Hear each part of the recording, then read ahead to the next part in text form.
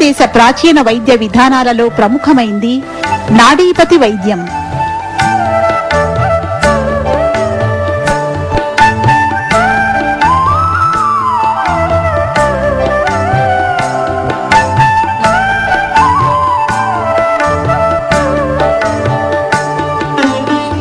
అరచేతిలోని నాడుల ద్వారా చికిత్స చేసి రోగాన్ని నయం చేయటం నాడీపతి వైద్యం ప్రత్యేకత.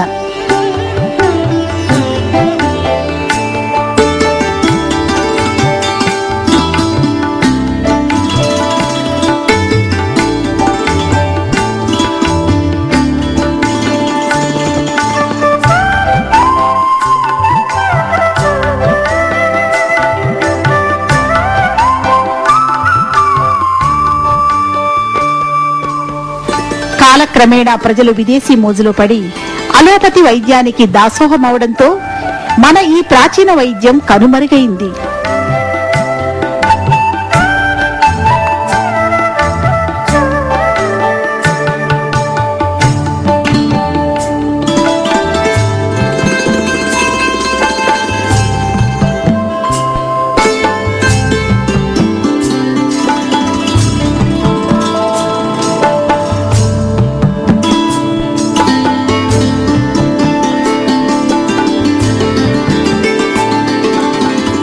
మన వైద్య రంగం అభివృద్ధి చెందినప్పటికీ కొన్ని రోగాలు మాత్రం పూర్తిగా తగ్గడం లేదని వైద్యులు అభిప్రాయపడుతున్నారు. ఈ తరుణంలో పాత పద్ధతులు తిరిగి ప్రాచుర్యం పొందే స్థితి ఏర్పడుతూ ఉంది.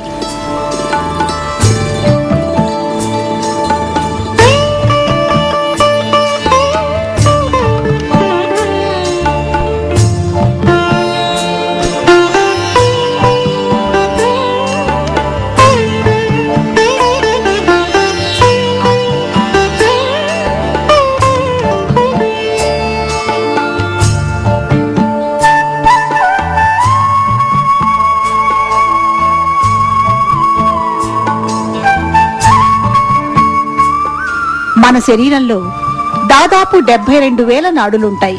ఈ నాడులన్నీ మనిషి అరికాళ్లకు అరచేతులకు కలపబడి ఉంటాయి. శరీరం జబ్బు పడడానికి నాడులు దెబ్బతినడమే కారణమంటుంది ప్రాచీన వైద్య శాస్త్రం.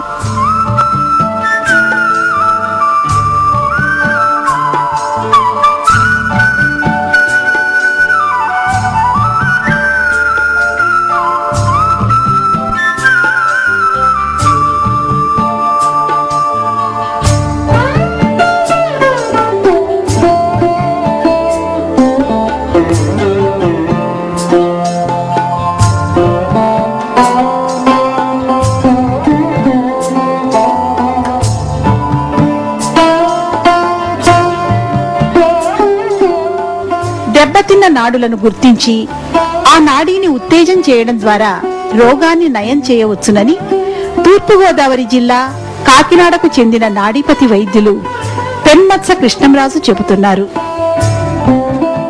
వైద్య విధానాలండి, నేను కౌన్సిల్లో ఆల్టర్నేటివ్ మెడిసిన్లో పురాతన వైద్య విధానంలో డిగ్రీ పీజీ వరకు చేయడం జరిగిందండి.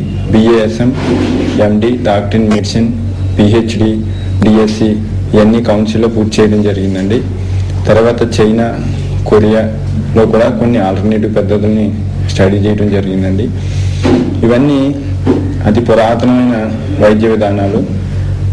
సుమారుగా పురాతన వైద్య విధానంలో 132 వైద్యాల దాకా ఉన్నాయండి వితౌట్ మెడిసిన్. ఇవన్నిటిని కలిపి నాడీపతి అనే పేరుతో ఇక్కడ ఈ ప్రాచీన భారతీయ వైద్య విధానాలన్నీ థెరపీలు జరుగుతున్నాయండి.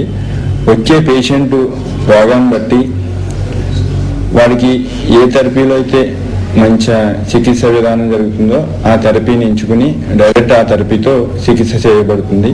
ఏ థెరపీ కూడా అయితే మందులు అయితే ఉండవండి.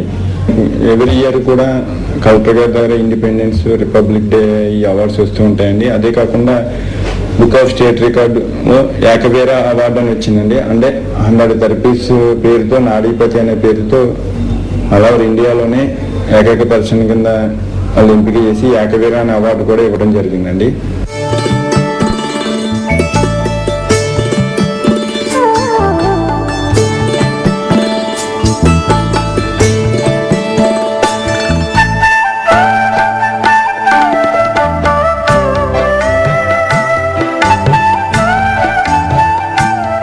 మన ప్రాచీన వైద్యంపై విశ్వాసం.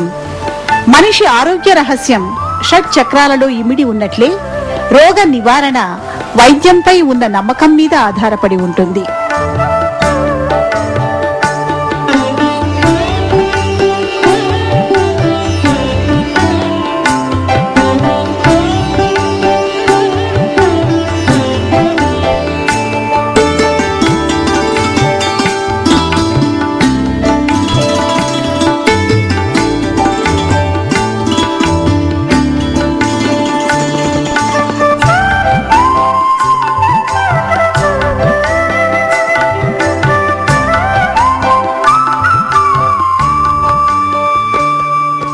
మన భాష సంస్కృతిని కాపాడుకున్నట్లుగా మన ప్రాచీన వైద్య విధానాన్ని కాపాడుకోవాల్సిన అవసరం ఉందనే ఆలోచనలు పెరుగుతున్నాయి. నాకు 2004 నుంచి షుగర్ ఉంది. రీసెంట్గా డాక్టర్ గారి దగ్గరికి ఒక 2.5 years బ్యాక్ వచ్చాను. వచ్చిన 3 రోజులకే నాకు షుగర్ నార్మల్ చేసి ఉన్నారు. ఇప్పటి వరకు నాకు ఎటువంటి ఇబ్బంది లేదు. ఏం కాదు తింటుంటాను, టాబ్లెట్లు గట్రా వాడతలేదు. అది డాక్టర్ గారి దగ్గరికి వచ్చేకి నాకు 420 ఉంది షుగరు. ఈ రోజున మామూలుగా నార్మల్గా ఉన్నాను. తర్వాత మా పక్క ఆయనకి 480, ఆయన కూడా నార్మల్లో ఉన్నాడు. సంవత్సరం నుంచి సర్వైకల్ ప్రాబ్లం ఉందండి నాకు. ఇంగ్లీష్ మెడిసిన్, హోమియోపతి, ఆయుర్వేదం కూడా వాడానండి. ఎక్కడా నాకు తగ్గలేదండి. ఈ డాక్టర్ గారి దగ్గర నుంచి వచ్చిన తర్వాత 3 daysలో నాకు తగ్గిందండి. నేను వచ్చి 1 week అవుతుందండి. 3 daysలో తగ్గిపోయిందండి నాకు. నాకు యాక్చువల్గా ఒక 4 years నుంచి షుగర్, ఇది గ్యాస్ట్రిక్ ట్రబుల్ బాగా ఎక్కువగా ఉందండి. నెక్స్ట్ పక్కన చెస్ట్ పెయిన్ వచ్చేసి నాకు హార్ట్ కంప్లైంట్ ఏదో వచ్చేస్తుందని ప్రతి డాక్టర్ దగ్గరికి వెళ్ళిపోతాం.